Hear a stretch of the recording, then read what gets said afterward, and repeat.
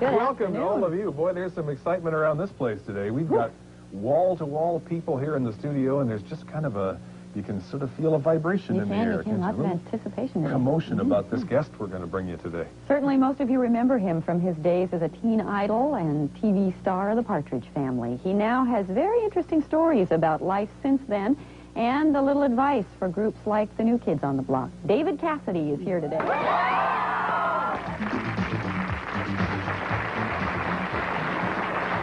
Welcome back. Sun's ahead. He was so popular, fan clubs sprang up all over the country.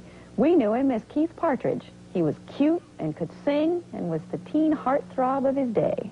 But we're going to meet him again today and find out what he's been doing since his day, those days. Please welcome David Cassidy.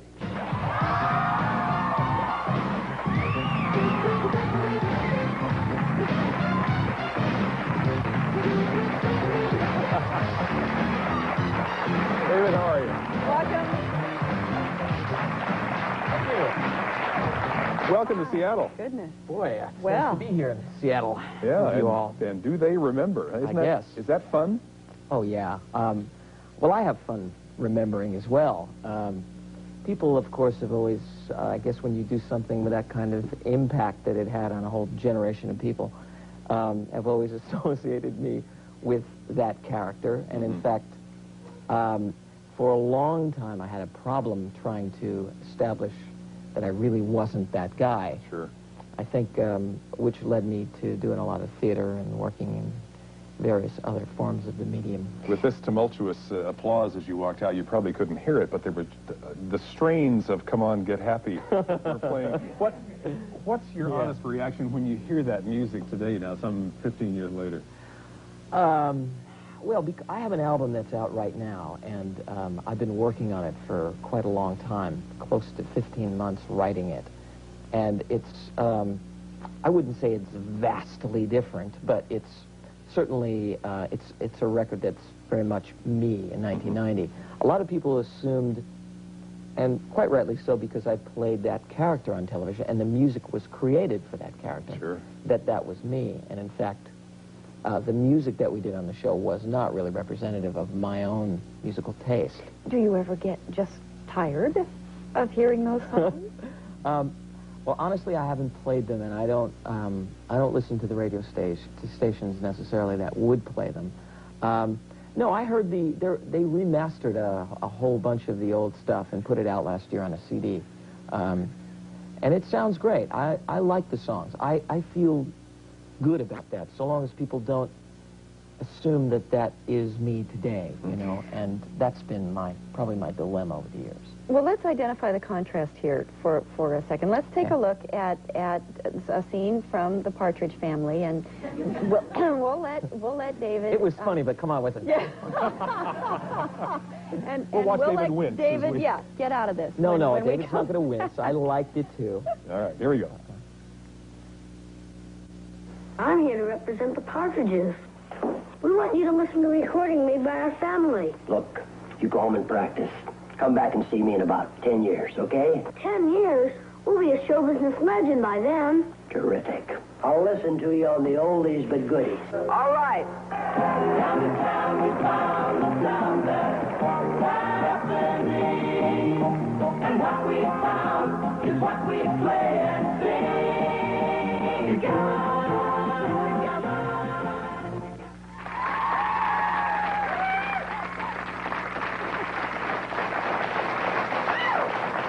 I guess when you have a vehicle like that is such a monster, it becomes in a lot of ways inescapable, doesn't it? Yeah, it does. What was interesting about seeing that clip there, that was taken from the pilot when I was 19 years old. And I, at the time, had the ill fortune of looking 12. So... okay, you look 14 now. Well... Anyway, thank you very much. I'll pay you later for that. Yeah.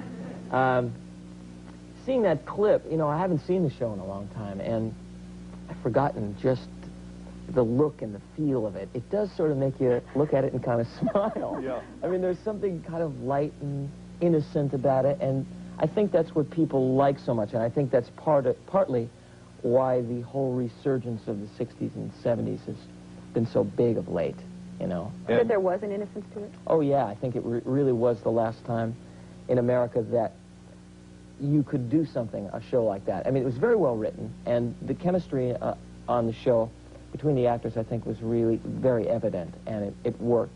We had a ball doing that thing, you know. The fondness of the recollection, I think, is even exhibited here today. Within hours of mentioning that you were going to be here, we filled all the seats. Well, that's It just happened very, Very very nice. quickly. Vera Lee in the audience has a question. Go ahead.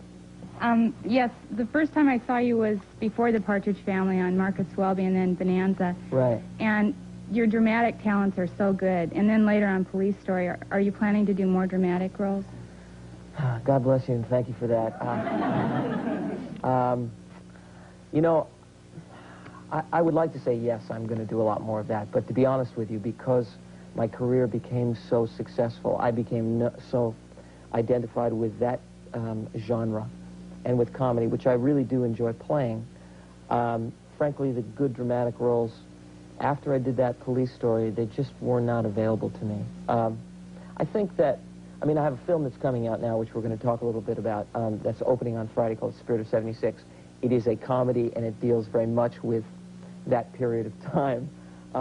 Yeah, I mean, I would like to think Francis Coppola, who produced this film, Spirit of 76, would call me for the next really big dramatic role that comes up in his next film. Can I But give you this to read later? sure, yeah, great. It's a script, David. Oh, thank you very much. Your name is again? Vera Lee. Vera Lee. Thank you, Vera Lee. I'll be happy to read that. We'll take a phone call. Go ahead, you're on the air. Hi, David. This is Debbie Cron, and I want to welcome you to Seattle. And Thanks, I want to tell Debbie. you, I am one of your biggest fans. I've got every album that you've ever put out. Thanks. And I want to know what made you decide to come back and make another album. Well, you know, Debbie, I got really tired of going down and checking that the buses were running on time. And, you know, it gets really old after 10, 11 years. Honestly, I had been writing. I spent a good amount of time in London and in England. I lived there in 84 and 85. I worked a lot in the theater. And, you know, I never stopped writing music, and I never stopped playing, even though I didn't release a record here in America. I had a very successful album released in England and in Europe that went gold in 1985. And due to the fact my record company was taken over and bought up by a larger one, and they fired everyone at the label, I got into a lot of litigation over it, and it never came out here, but it probably will sometime in the next year or two come out as well. What I've been on in the last 2 months is a 45, 50 city promotion tour for my album and my single, which is doing really well. It's quite a big hit, and in fact, they're playing it here. So thank you for your interest, and I hope you like the new one as much as you like the old ones. I do. So We'll talk more about that new album, too, Okay. as the show continues. Indeed. As we reminisce, though, with David, there was an incident that occurred back in the mid-'70s when, at a concert appearance he was making in England, a young fan died of a heart attack. We're going to hear how that impacted young Mr. Cassidy in just a moment. We'll be back.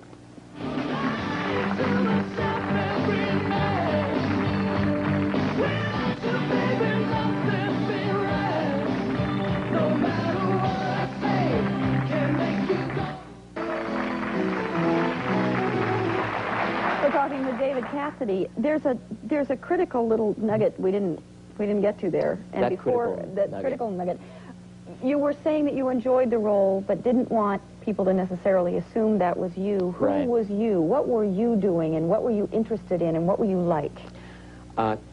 Good question. In fact, I, at the age of 19, had already done 10 probably leads in guest shots and dramatic shows, and had, after graduating from high school, had done a Broadway show, and was pretty much well on my way to having a pretty successful acting career. I played in rock and roll bands when I was in high school, and was actually, I wasn't a dangerous young guy, but I was really wild and totally out of control. And it wasn't until the last year of my life that, of my high school life, that I realized that I had to get it together. I was causing my mom a lot of pain because I was always getting in trouble. I got kicked out of 3 high schools. I was very much a young, rebel, wild. What kind of music did you like? I listened to an awful lot of that from the Beatles, where when I saw the Beatles breaking and I was a teenager, I instantly picked up a guitar like probably millions of other guys my age, and started playing in bands and creating. And from that came more progressive music, the whole British blues invasion, Clapton, John Mayall, Jeff Beck, and mostly Hendrix. I was a huge Jimi Hendrix fan. So you're doing I Think I Love You, and you're listening to Jimi Hendrix when you get home. Right. Did your musician friends and peers kid you about the Partridge stuff? That's all. I mean, for me, it was really difficult because I was, you know, very concerned about my own self-image at the age of 19. As you can imagine, being a male and feeling like I wanted to be really cool, and I didn't want to be that guy. I mean, as much as I thought the music was good, and I thought the songs were really good. It wasn't you. They were focused towards a 12, 13, 14, 15-year-old audience, and it wasn't me. You were doing concerts and tours when this incident occurred with this 14-year-old girl in England. I had been touring for close to 5 years at that point. Tell me how that affected you. This 14-year-old had a heart attack. She did die. Well, let me set it up so that you understand, and that the media always perceived that incident as being the reason that I left the business and stopped touring and I retired. In fact, I had set it up and done a huge press conference before I started this world tour that took 9, 10 months, from 74, I think, until nearly 75. I was playing stadiums, and at that time, the hysteria that was surrounding me and that part of my life that, you know, we forget, but I mean, they destroyed like 8 limousines out in front of Madison Square Garden. It was just, it was madness. It was pandemonium. I couldn't go anywhere. I had to go in like decoy cars to places. Couldn't get in and out. And it became a risk for everybody. My concerts were so out of control. I mean, they had enormous security, but, you know, at that age, kids, and a majority female as opposed to male, emotionally getting themselves to that kind of a peak, they do tend to get themselves out of control. I go to, I finished Australia, New Zealand, Japan. Diplomatic way of United States. Well, it's true. No, it's true. Honestly, I think that, and we can talk a little bit about the phenomena of the quote-unquote teen idols, from Sinatra to Presley to the Beatles to myself. I mean, you look at, what the New Kids on the Block and those people, they represent something, and it's very easy to put down. The stigma is terrible to carry around with you as an artist. It's awful, but what they represent to the development of a young person, and oftentimes females. Males usually idolize athletes. Females tend to look at actors or pop groups, rock and roll groups, something that seems kind of safe, and they put a lot of themselves and their dreams and their hopes and a lot of their fantasies on them. And in fact, they are a really important part of their own, of our own development. What was the impact, though, on you, David, of this young girl who died? Well, by the time I had gotten to England, I had been through the rest of the world, it was on the next to the last date that it happened. It happened in a White City Stadium with 40,000 other kids. And I, of course, didn't know it had happened until it was over. She didn't get crushed or anything. She had a condition, a heart condition, and her parents knew. They were well aware of it. It was the one thing she wanted to do in her life. And I honestly didn't feel responsible for it. But did you think maybe the hysteria was getting out of hand? That this was an indication? No, I really didn't. Honestly, I didn't. Her parents were not irresponsible in sending her. That was the one thing in her life that she really wanted to do. She got very excited about it. There's nothing I wasn't there. I have no idea what actually happened in in the stands. I was 200 yards away performing to the other 40,000 people. Wasn't until the next day I found out about it. And what I think really bothered me is that the media, and certainly the British press, tends to sensationalize everything. The next day I had to go out and do another concert. It was very difficult because it was my farewell concert. So that, combined with everything else I sang, the last song I sang on that concert tour was It's All Over Now, Baby Blue. Just myself alone. And I remember I felt so emotional about what had happened the day before and about the end of, really the end of a whole era for me.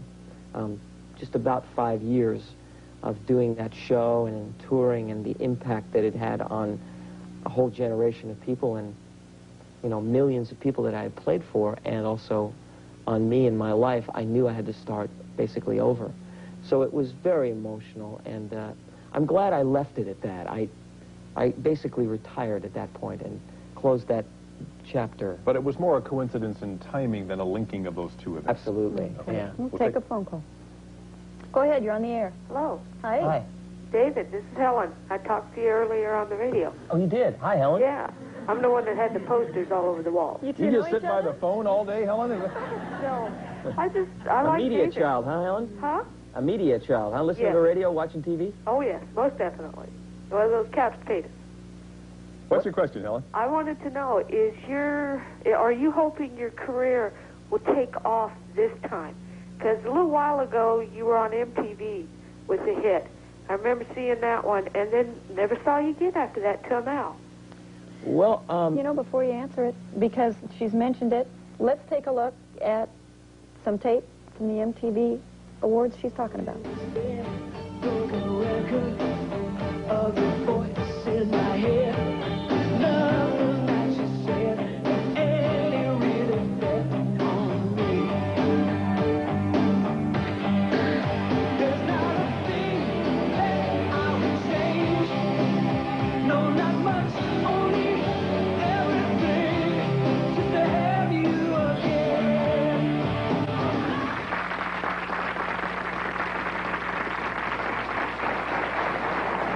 And obviously, that is not from the award. That's a personal music video. No. Very nicely done, thank you. I might add. It is my new single. It's called Lying to Myself. And Helen, if you saw me on MTV recently, you saw me probably sending up Come On Get Happy with Susan Day on the awards, out there bopping. And to my surprise, everybody at the Universal Amphitheater started singing with me. I went out and went, come on down and meet, and that's all I needed to do. And there it is. There it is. You can't tell me that in the last 4 years of L.A. Law, while you were making your closing arguments, you didn't once wish you were singing Come On Get Happy again. Hello world to the song that we're singing. Come on get happy. And I've known is what we're bringing. Come on get happy.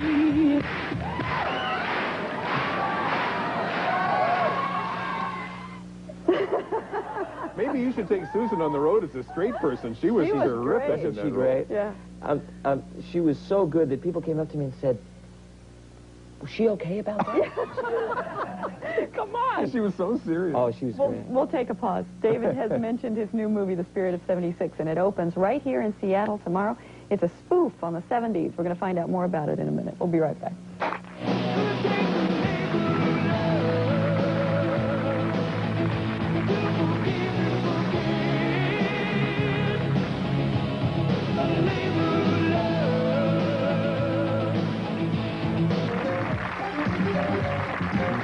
Cassidy is here, and he's going to be opening in a new movie right here in Seattle called The Spirit of 76, but as he will explain, that's a somewhat deceptive title. I think we all get a different picture when we hear Spirit of 76.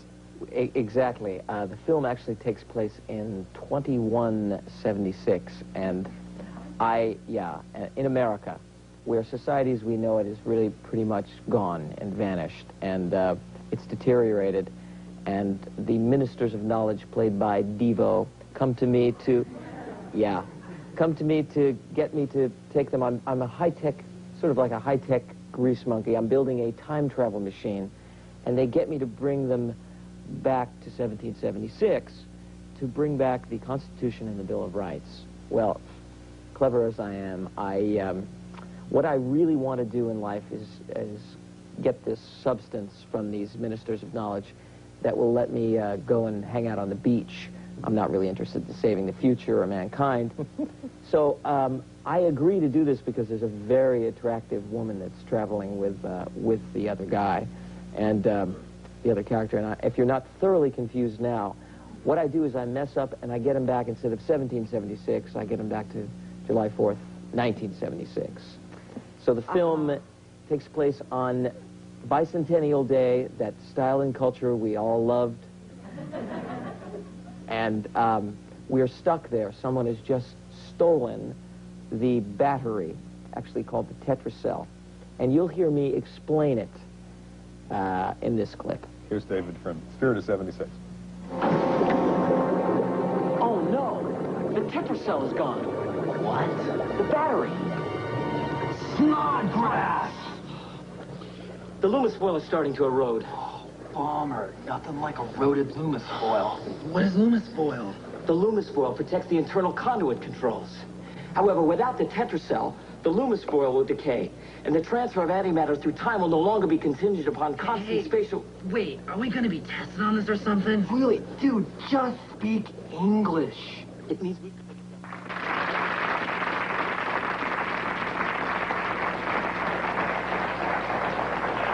Uh-huh. What an outfit. Yeah, that's the bicentennial suit that I wear in this film. While they're trying to disguise us.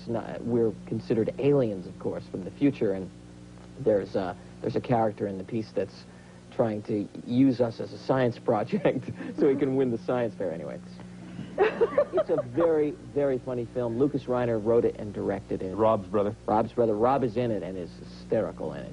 He plays kind of a Werner Erhardt character, sort of, and has a, I've forgotten what it's called, like B Ink. It's called B Ink. B Ink. Like, yeah, sort of like Est, I would say. Now, the official opening isn't until somewhat later, but the movie's going to be tested. No, here, the official opening on the film is actually here Friday night. Okay. Here in one of the in Seattle and also in Austin, exactly. And the film will go nationwide. I think they're talking about after the new year. But yeah, I mean, officially it opens here, and Seattle is kind of, as you all Seattleans would know, or Seattleites. Seattleites, good. You know, it doesn't take me long to be in a town, and I'm right here with the local jargon. So, yeah, that'll be enough of you, David. Thank you very much. We'll take a phone call. Go ahead. You're on the air with David. Hi.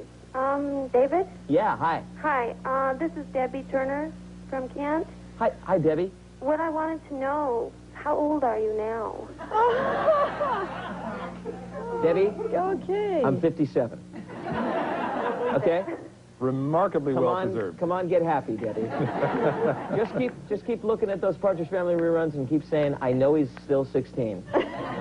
Can I go back to something you said earlier, and that is about dramatic acting, because I did sense, as you spoke about it, that you really did enjoy it and found that to be a wonderful challenge. And I just wonder if you didn't want it badly enough at some point if you couldn't return to some of those roles. Oh, I would love to be able to do that. As I've spent so much time in the last 15 months working on this album, writing this album, and out now the last 2 months promoting it. First things first. Yeah, first things first. I'm going to go out on tour, and I'm going to come back after the new year. I'm going to go through America and probably the whole world. And so the next year is pretty much, I would say, tied out. Yeah. How many musicians with you on the tour? 2 guitar players, bass, drums, keyboards, and myself. Playing large venues? I'm trying not to go too large at first. I'm going to try and keep it so intimate enough so that, you know, I think I was always able to do it live. And that, for me, I was best live. It was me able to be more of me even in those days. So not a King Dome concert here in Seattle, 60,000? Certainly not yet. I mean, that would be, I think, much too ambitious anyway. Okay. Janet's got a question. Go ahead. Hey. Hi. First of all, you look great for 57. Thank you. My question is, Collagen. is the ring you're wearing the same one that your father gave you? It sure is. I never take it off. And in fact, when I was seeing the screening of the film the other night, I realized I left it in and that there would be a lot of people who remember me wearing the ring all during the years I did the Partridge Family. My dad gave it to me. It's my family crest, and he wore it also. And when I was a little boy, that's the one thing I used to say to him, when I grow up, I want one of those. And on my 21st birthday, he gave it to me. Great. So, yeah. Nice. We'll take a short pause here, and we're going to talk about a meeting in our minds here. If David were to have a private discussion with the new kids on the block, what would he tell them? We'll be right back. Sometimes I can tell myself that I'm better off being alone.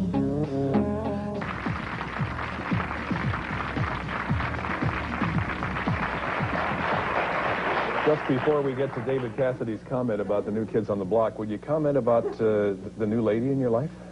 Sure. Sue Schiffern, who's my writing partner and who is someone who I've known since 1973. She was married and I was married. Anyway, we just, out of a great friendship, we've been, I'd say, pretty much ensconced. She's my significant other. Mm-hmm. We write, we work, and we have a really good relationship. I'm not sure where it's going from here. Yeah, I was going to ask, is it a lifetime? I don't, you know, I never want to, I'm 0 for 2 in that department, so okay. I'm not real good when it comes to hit and strike zone. But she's great, and a wonderful person, and a great friend. All right. And, yeah. Advice for groups like New Kids? I mean, you've seen the skyrocketing fame, and you've seen the aftermath. What do you think? Done it. Been there, yeah.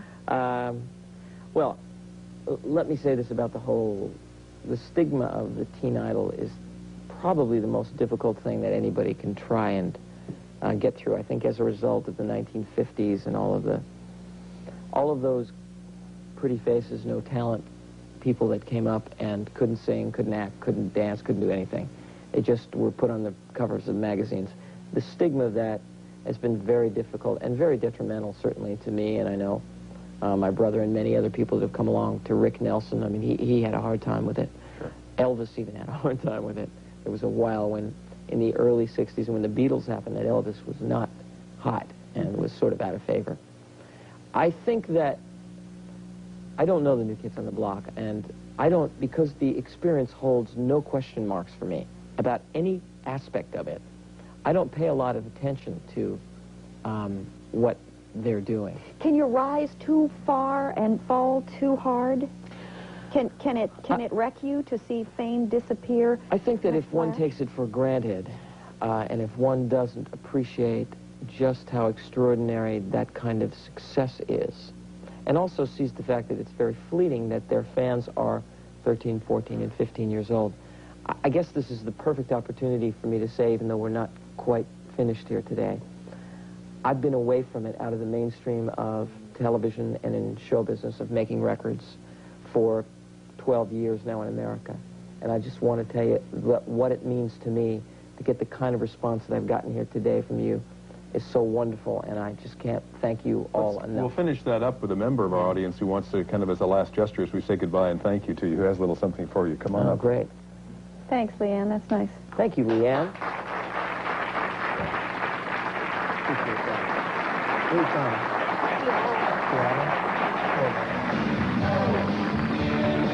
You can see David Cassidy's new movie, Spirit of 76, this Friday, October 12th, at the Broadway Market Cinemas, 425 East Broadway in Seattle.